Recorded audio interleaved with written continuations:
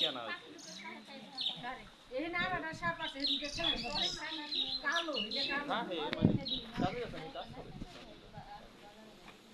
এই বৃষ্টি দেয় বলে সাবধানে ভদ্রই আছে আমরা দেখে আরে জায়গা তুই কি করো জানেন দেখি সব দিকে এটা বড় হয় না বড় হয় নাই কিন্তু ডেঞ্জারাস বিষ তো। হ্যাঁ ডেঞ্জারাস না এটা একটা সবল দিলে অন্তত 8 জন মানুষ মারা যাবে এই বিষ আছে এর মধ্যে। 8 জন হ্যাঁ তো এই যে জীব কাছে ফেলাইছে এটা বিষাক্ত না না না কি এই ধরনের সাপে কামড় দিলে কেউ কিন্তু কখনো ওঝার কাছে যাবেন না। ওরে মুখ আঁকো আপনাদের সবাইকে বাঁচানোর উদ্দেশ্যে আমি বলতেছি এই ধরনের বিষধর সাপে কাউকে কখনো কামড় দিলে ওঝা কবিরাজের কাছে না গিয়ে সরাসরি সরকারি হাসপাতালে যাবেন। অনেকে বললেন আবার যে হাসপাতালে গেলে কি সাপের ছবি নিয়ে যাইতে হবে কিনা, সাপের নাম বলতে হবে কিনা, শুধু রক্ত পরীক্ষা করবে ডাক্তার, রক্ত পরীক্ষা করে বুঝতে পারবে যে বিষাক্ত সাপে কামড় দিচ্ছে না বিষাক্ত সাপে কামড় দিচ্ছে। তুমি একটু আগে নাহলে ভয়েস তো শোনা যাবে না।